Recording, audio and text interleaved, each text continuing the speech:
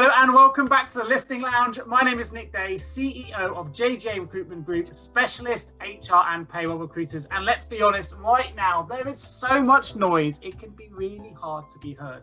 So I want you all just to relax and take this opportunity to learn something new by checking out this Listening Lounge, because today I'm joined by Andrew Freedman, who for over 25 years has been a driving force in designing strategies that give global leaders the foundations to transform business growth by developing great, high-performing cultures. Now, he's just co-authored a book called Thrive, which is a leader's guide to building a high-performance culture.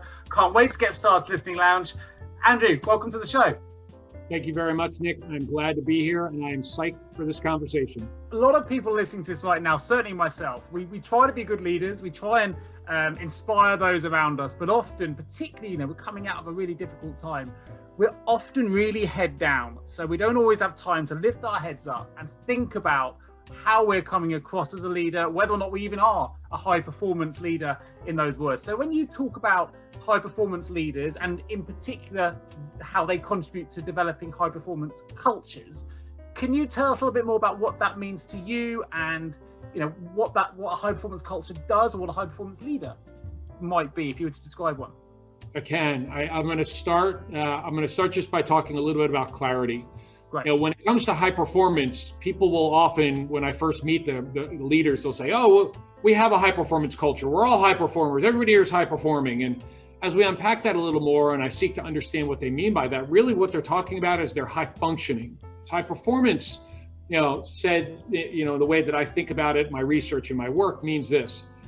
First, you have to start with clarity around the organizational vision. Where are we going? What's the purpose of the organization? Get everybody really clear on that. Don't just put it on, in words, on paper, on a website. Make sure that everybody knows it, they can own it, they can embody it, and that they're really, fully immersed in that. Once we've got clarity on the vision, then we've got to have really foundational, clear organizational values. What matters the most to us? I'm not just talking about revenue and EBITDA. I mean, what do we really value? Again, not on paper, but in life, in our behavior, in the way that we think, and the way that we operate.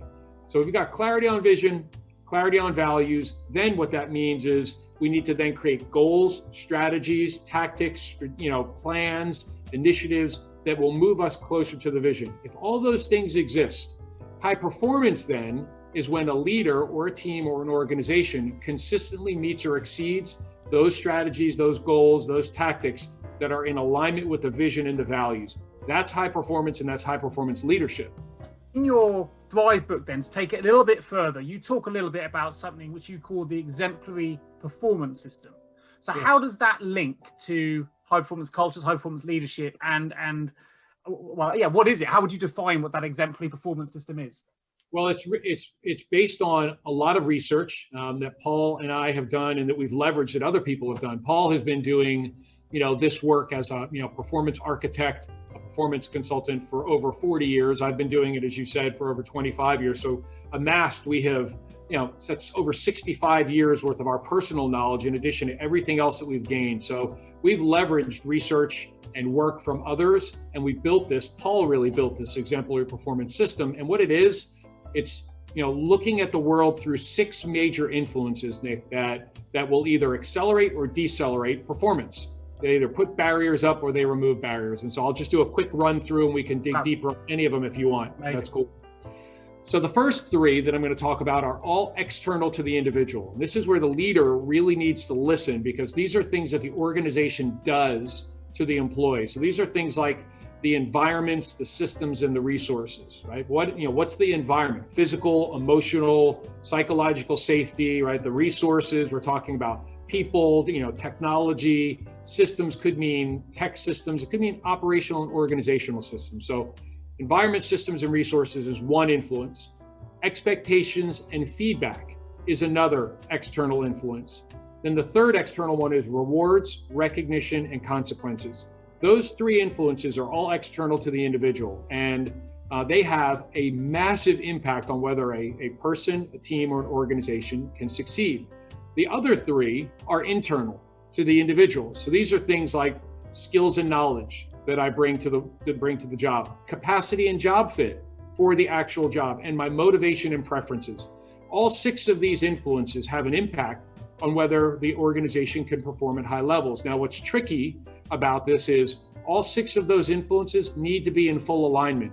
And I'm not kidding you when I say I have never, neither has Paul, met an organization when we first meet them where all 6 are in alignment. It's really hard. And part of the reason that it's so hard, Nick, is there's not usually one person that's in charge of all 6 of those influences, other than maybe the CEO. But the person who is in charge of developing skills for people isn't usually the person that's setting the expectations for what's required in the job. Or the person that's designing compensation is not the person who's actually thinking about the individual's motivation and preferences.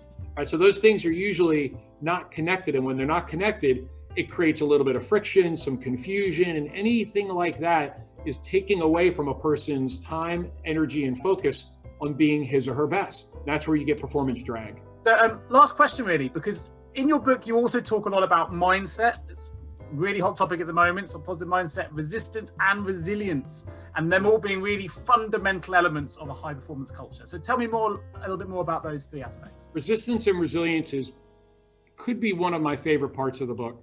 The days where people say things like, it's not business, it's personal, or work and personal are separate. They're not. They're more commingled than ever. Adam Grant used a phrase that I really like recently called work-life rhythm. We've got to establish this rhythm, and we've got to realize that all of us deal with stuff every day, all kinds of stuff. Resistance and resilience, said another way, is about understanding our light self and our dark self. So every day we're going to meet resistance. Resistance comes up like, what am I afraid of? What kind of doubt do I have? What kind of worry do I have? Where's the unhealthy stress?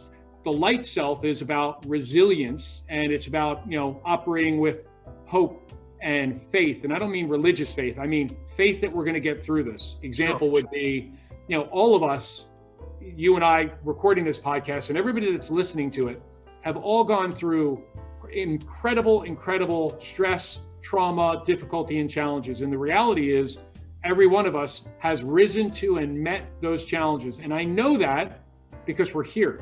Sure.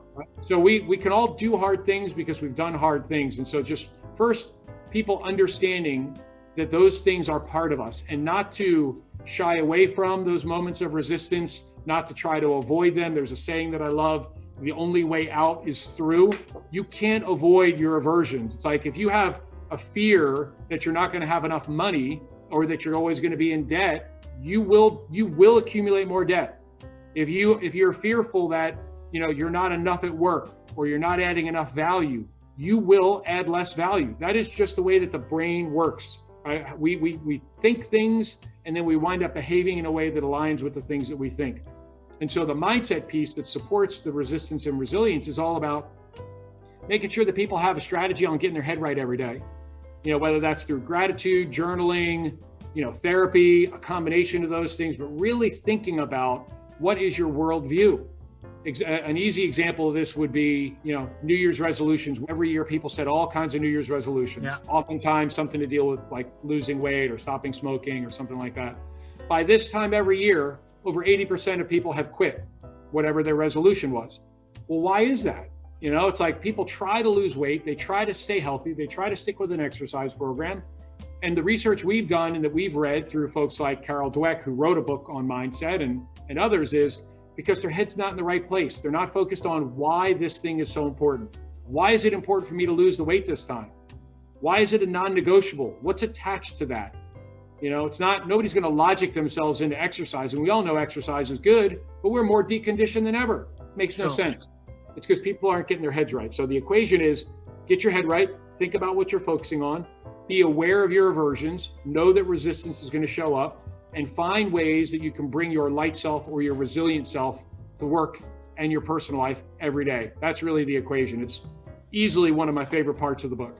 Great, fantastic. Well, I think why is a really important one. You talk about wellness, finding your why, which comes across a lot with the leaders I speak to, such as yourself. If you can find your why, ask yourself 3 times is often something I hear where I want to lose weight. Well, that's the first why, but why?